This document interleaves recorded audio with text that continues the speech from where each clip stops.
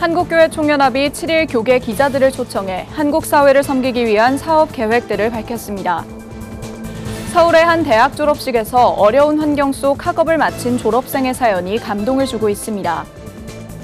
미술 활동을 복음을 전하는 도구로 사용하는 기독화가 박인관 작가를 만나봤습니다. 국제구호개발 NGO 월드비전이 튀르키예에서 일어난 지진 피해자들을 위해 약 127억 원 규모의 구호금을 지원하기로 했습니다. 대한예수교장로회 합동총회가 지난달 29일부터 전국 교회와 함께하는 샬롬 부흥 7주 전도 프로젝트를 시작했습니다.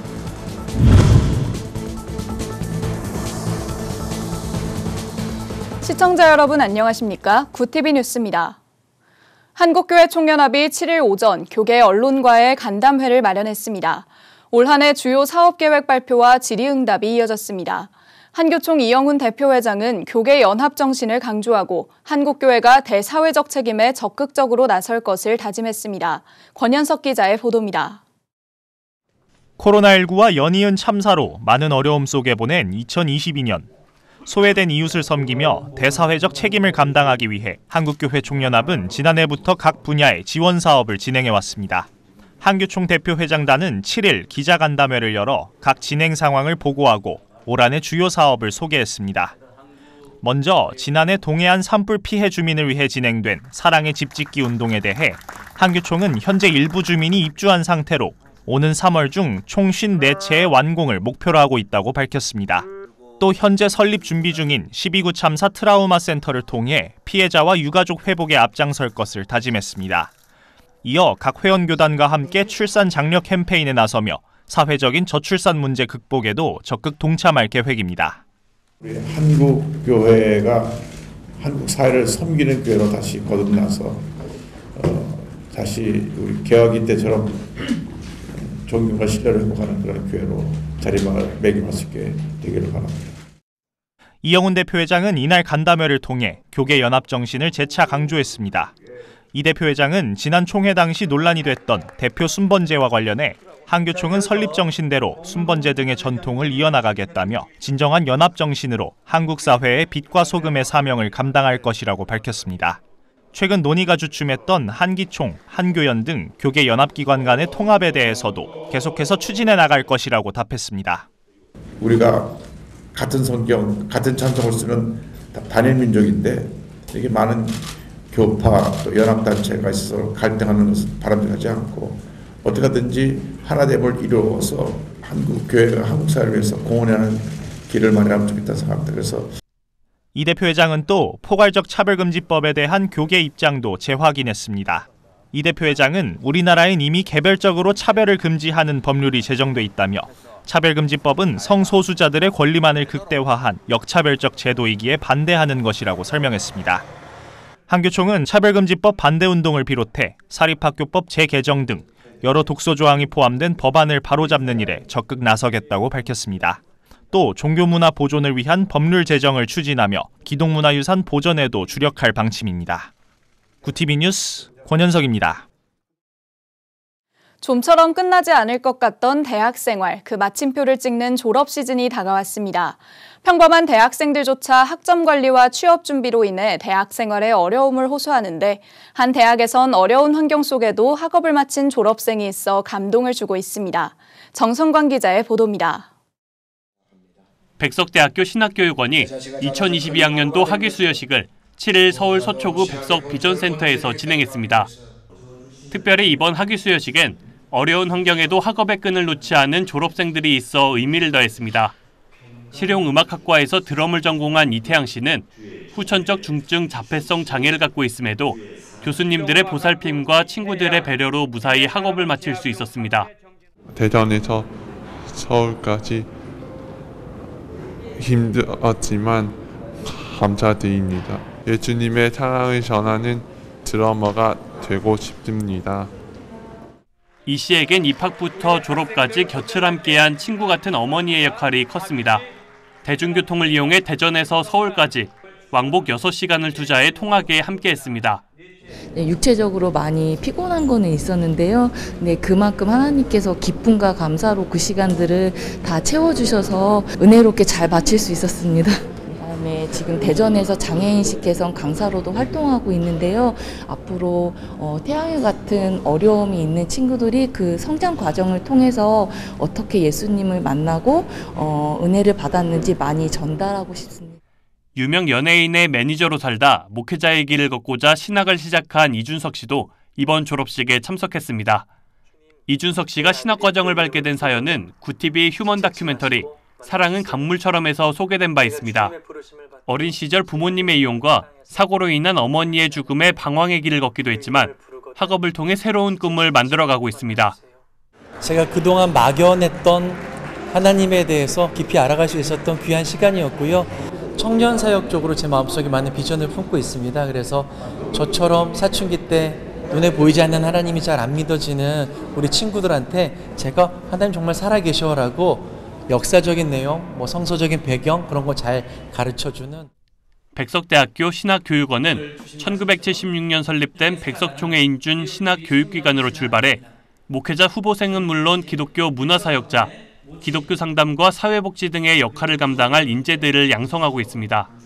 백석대학교 신학교육원은 개혁주의 생명신학으로 하나님의 일꾼들을 양성하는 학교입니다. 개혁주의 생명신학은 말씀에 비춰보아서 잘못된 것은 바로잡고 올바른 것은 계승하는 말씀 중심의 교육을 말합니다.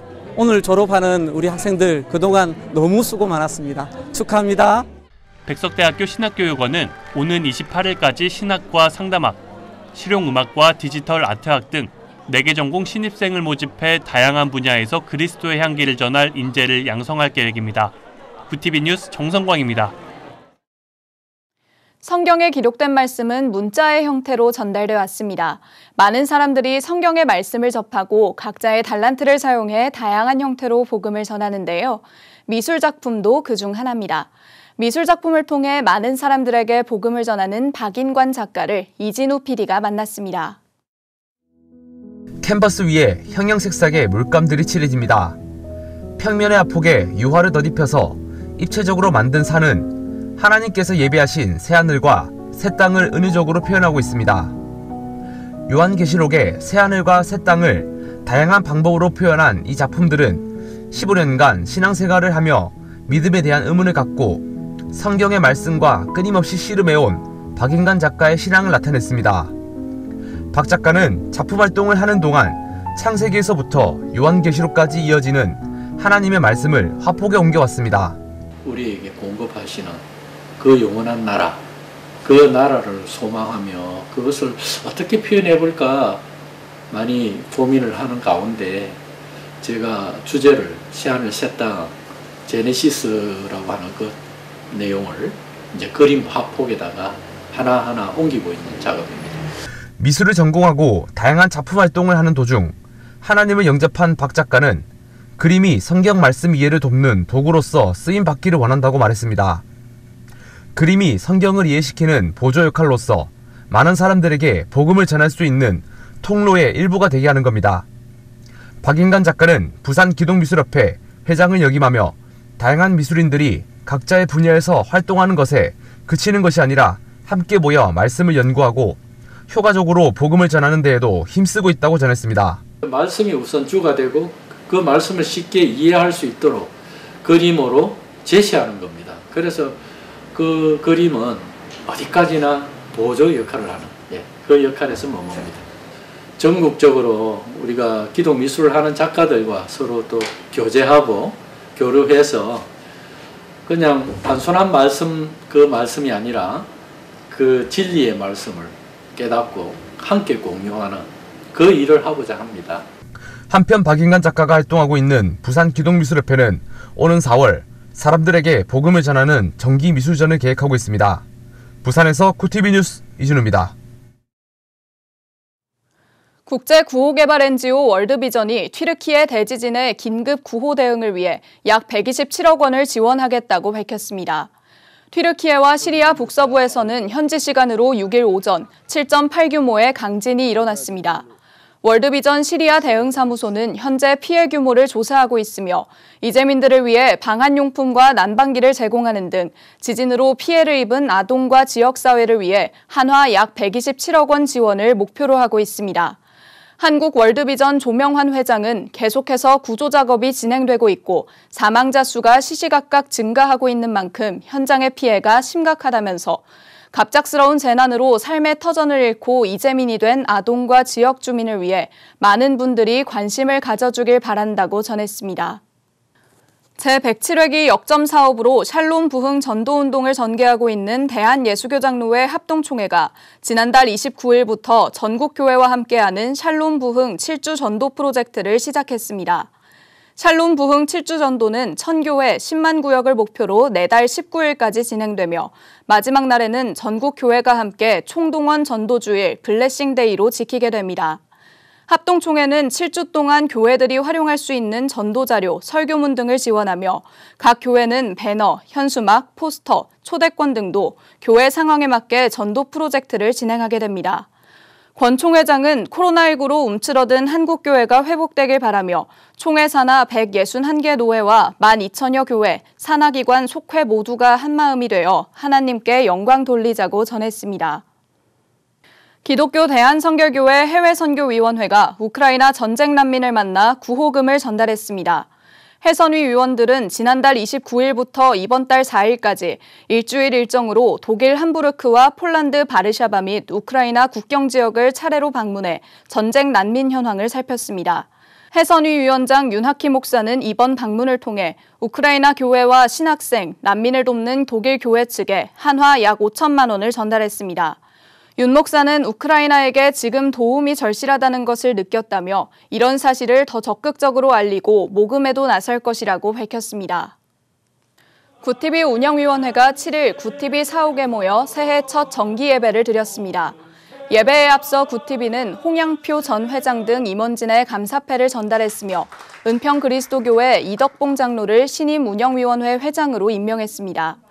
이날 말씀을 전한 김명전 구티비 대표이사는 당대 기득권이자 해박한 지식인이었던 바울이 주님을 증거하기 위해 모든 것을 내려놓은 것처럼 어렵지만 선한 양심에 따라 나아가고자 한다며 운영위가 선교 사역을 위해 선한 양심에 따라 많은 것을 내어준 데 감사하다고 말했습니다.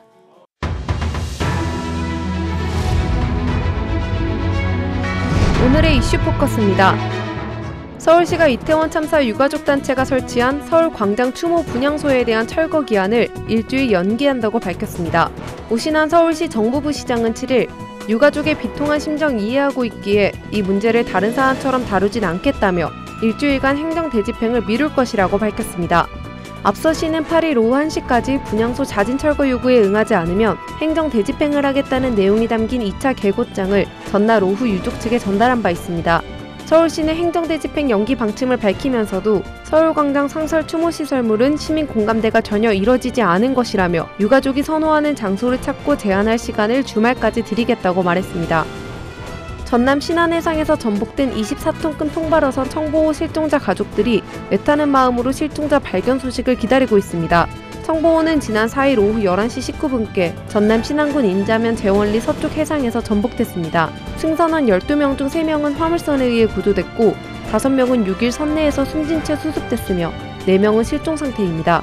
사고 지점의 물살이 강해 수중 수색이 더는 어렵다고 판단한 구조당국은 전날 밤부터 청보호를 다른 해역으로 옮겨 수색을 재개하겠다는 계획을 실종자 가족들에게 설명했습니다. 현재 실종 상태로 남아있는 4명 가운데 2명은 한국인, 2명은 외국인으로 파악됐습니다. 이산가족 상봉 신청자 가운데 최근 3년 사이 10,000명 넘는 인원이 사망한 것으로 집계됐습니다. 7일 통일부의 제4차 남북이산가족 교류촉진 기본계획에 따르면 2020년부터 3년 새 정부의 이산가족 상봉을 신청한 사람 중 1,411명이 북녘 땅의 가족들과의 상봉을 이루지 못한 채 눈을 감았습니다. 현재 기준 상봉 신청자 13만 3,675명 가운데 생존자는 31.9%에 불과해 사망자의 절반에도 못 미치고 있습니다. 통일부는 이산가족 고령화에 따라 생존자가 지속해서 감소하고 있다며 2025년이 되면 생존자 비율은 30%를 밑돌 것으로 예상했습니다.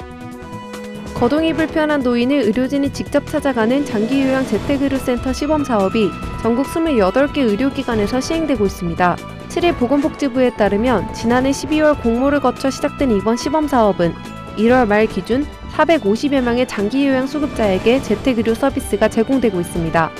사업 참여를 원하는 장기요양 수급자가 재택의료센터나 국민건강보험공단으로 신청하면 재택의료팀이 방문해 상담과 평가를 거쳐 서비스를 제공하게 됩니다. 정부는 오는 11월까지 시범 운영 후 서비스 제공 현황이나 사업 모형, 참여자 만족도 등을 평가해 사업을 확산한다는 계획입니다. 굿TV 뉴스 김혜인입니다.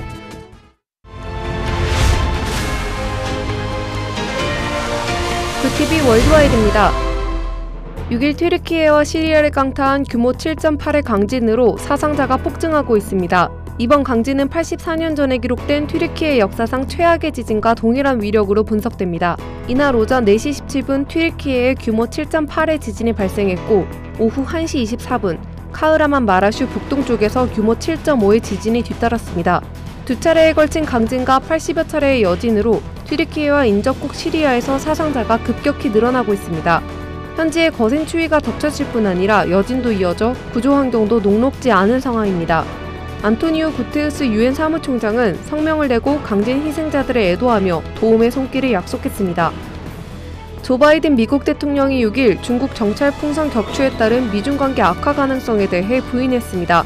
바이든 대통령은 풍선 격추로 미중 관계가 악화될 수 있다고 보느냐는 기자의 질문에 아니다라며 관계는 후퇴하지 않을 것이라고 밝혔습니다.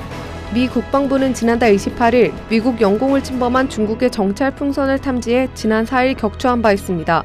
국방부는 이전 도널드 트럼프 전 대통령 시절 3차례, 바이든 행정부에서 한 차례 정찰 풍선이 미국 영공을 침범했지만 탐지한 것은 이번이 처음이라고 밝혔습니다. 중국은 이 풍선이 정찰용이 아닌 기상 관측에 주로 쓰이는 민간 비행선으로 미국이 과잉 대응하고 있다며 반발하고 있습니다. 홍콩에서 야권 인사 47명이 기소된 최대 규모 국가보안법 재판이 6일 시작됐습니다. 홍콩 검찰은 2021년 2월 전직 야당 의원과 활동가 등 민주파 인사 47명을 홍콩 국가보안법상 국가정권 전복 혐의로 기소했습니다. 이들은 2020년 7월 열린 야권의 입법회 의원 예비선거와 관련해 2021년 1월 체포됐습니다. 야권은 당시 야권 후보를 뽑는 예비선거를 진행했는데 2019년 반정부 시위에 여세를 몰아 진행된 터라 약 60만 명의 시민이 참여하며 큰 호응을 얻었습니다. 그러나 홍콩 검찰은 해당 선거가 홍콩 정부를 마비시키는 목적으로 조직된 정부 전복 계획이라며 이들을 체포했습니다. 간토 대지진 조선인 학살 100년 행사를 주도하는 일본의 민간단체 포럼 평화 인권 환경의 후지모토 야스나리 공동대표가 6일 일본 정부에 진상규명과 사죄를 요구하기로 했습니다. 포럼은 지난달 25일 간토 학살 100년을 맞아 추도식 및 추모 행사, 일본 정부를 향한 진상규명 및 사죄 촉구 활동, 학술회의 등을 준비하는 실행위원회를 결성했습니다. 후지모토 대표는 간토 조선인 학살에 대해 식민지 지배 중 일어난 식민지 출신자에 대한 제노사이드라면 모든 책임을 정부가 져야 한다며 일본 정부가 책임을 지고 사죄해야 한다고 말했습니다. 굿TV 뉴스 김혜인입니다.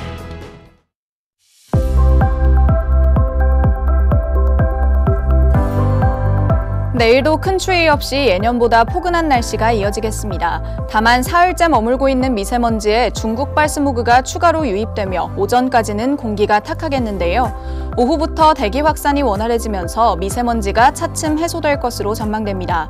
남은 한 주간 큰 추위 없이 온화하겠지만 일교차는 여전히 크니까요. 계속해서 건강관리 잘해주시기 바랍니다.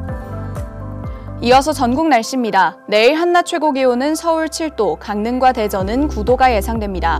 남부지방의 경우 대구와 광주 11도, 부산은 14도를 보이겠습니다. 날씨였습니다. 튀르키예와 인접국 시리아 북서부 지역에 규모 7.8의 강진으로 인한 사망자가 5,000명을 넘어섰습니다. 지진 이후 미국과 유럽뿐 아니라 적대 관계에 있는 나라들도 대재앙을 위로하며 구조와 지원에 나서고 있습니다. 절망과 좌절 속에서 희망의 빛을 밝힐 수 있도록 굿TV도 함께 기도하겠습니다. 이상으로 뉴스를 마칩니다. 함께해 주신 여러분 고맙습니다.